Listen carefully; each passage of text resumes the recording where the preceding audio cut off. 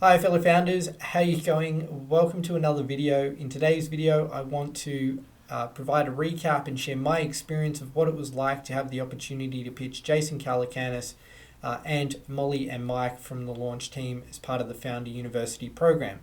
The pitches were done literally around like 12, 13 hours ago now, so the memory is still very much fresh in my mind. Tonight, after I've done this, it's time to get back to work and write a little bit more code and keep building out Oqire. But what I will do is I will drop a link down where you can go and watch the pitches, all 20 of them. So 20 startups were selected to have the opportunity to pitch Jason and the team from around 60 or so who presented initially to some of the team from launch.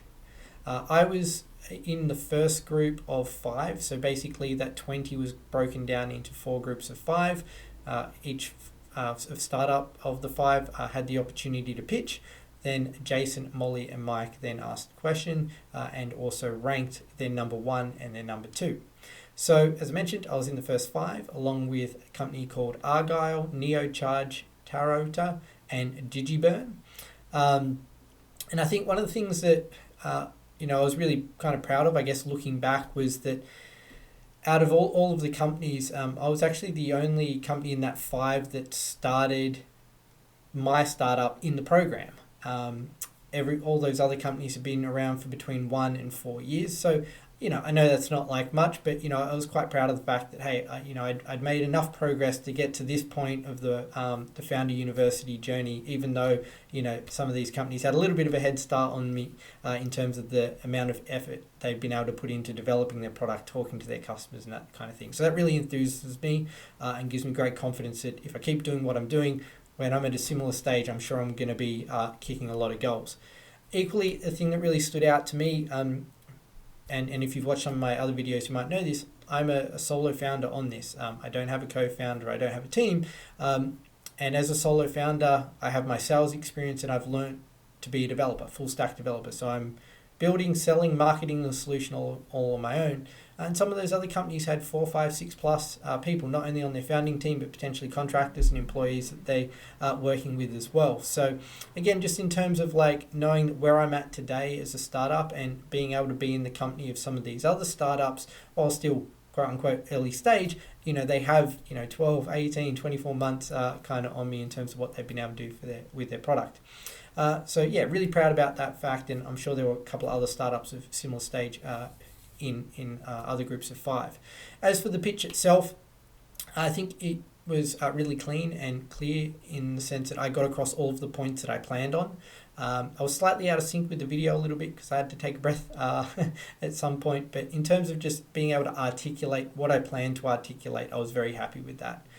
Jason did kick off the feedback after we all had an opportunity to pitch, and he did say that he understood all of the pitches and what each of the products do. So I think that's a really great starting point, because the last thing you want is someone to say, hey, I don't really understand the idea at all. And unfortunately, there were 1 or 2 startups a little bit later on in the pitch session that maybe didn't quite hit the marks that they wanted to in terms of being able to articulate that. So it's always a good starting point, as I said, if the person on the other end of the pitch can understand what your product does. As I mentioned, after those pitches and after that initial bit of feedback from Jason, each of the judges did have the opportunity to ask a question. It was just 1 question to 1 startup, so 3 judges, 5 startups, obviously not enough questions to go around. Unfortunately, I didn't get asked anything. I really would have liked a question, because I think it does give an opportunity to share a little bit more insight about what you're trying to achieve, and also expand on obviously something that might be there in the back of an investor's mind. They're asking a question for a reason, and normally it's a positive reason, like they're somewhat interested, or there's at least a little light bulb that's gone off and they just want some further confirmation, or they want to understand more because they're trying to dive in deep. So a little bit disappointing that I didn't get a question, but hey, that's how it is. By far for me, the biggest positive feedback from the whole session was that Mike Savino, president of Launch, selected me as his number 2 choice. Now, Argyle, which is a VR application for the construction industry, did take the cake and got first, I believe, out of the first group of 5. As I said, there was then the same voting for each next group. But that was a big positive for me to get Mike to select me as his number 2. And in particular, because I really believe Mike understood the problem that Oqire is trying to solve. And there's 2 bits of evidence that kind of like made that concrete in my mind. First of all, he said that he chose Oqire as his number 2 because helping people close deals is something that somebody is always looking for. In addition, and perhaps even more important for me, he really liked the fact that we were focusing on the pre-sales technical effort. And hearing those 2 things was just, really music to my ears, because I knew from those 2 statements that Mike understood what I was trying to achieve and had probably experienced this problem in his life at some point. So went and checked out Mike's LinkedIn profile, and it was clear to me that Mike's been a managing director and a leader within IT and software companies and consulting firms. So with that evidence and his comments, I'm sure that he's worked in situations where him or his team have had to put together a software presentation, a deal, and he's struggled with connecting his pre-sales resources and his sales resources to make sure that they put forward a coherent pitch and articulate the value proposition of what they're trying to help their end client achieve. And he also probably understands that pre-sales resources are a finite resource. And often a pre-sales consultant might help 1, 2, 3, 4, 5 different salespeople. So how do you make sure that they're investing their time and effort in the deals with the highest propensity to close? And the highest propensity to close has 2 kind of vectors. You have the sales vector. Do they have the budget? Are we talking to the right people? But equally, you have the pre-sales vector, which is this solution that we're proposing the right fit for the customer? Does our solution actually help them achieve what they want to achieve? The customer can have all the budget in the world, but if if your software or solution doesn't actually help them, then it's completely irrelevant. And sometimes, at least in my experience with sales, some salespeople can chase that first part. They've got budget, there's some form of problem, and they pin all their hopes and dreams on this deal, but the alignment isn't there on the product. And Oqire is helping solve all of those issues. So I think that was a really big positive, and it does kind of, the alternate to that is that Jason did make a comment as he went on to provide some further feedback. Obviously, well appreciated the comments because it gives me insight into where I need to improve. And clearly, I need to work on articulating the problem we're solving a little bit better because Jason did say that I needed to be clear on how Oqire differs from other platforms and that there are a lot of other sales platforms out there. Now, obviously, I disagree with that comment. Not that Jason was wrong in making it.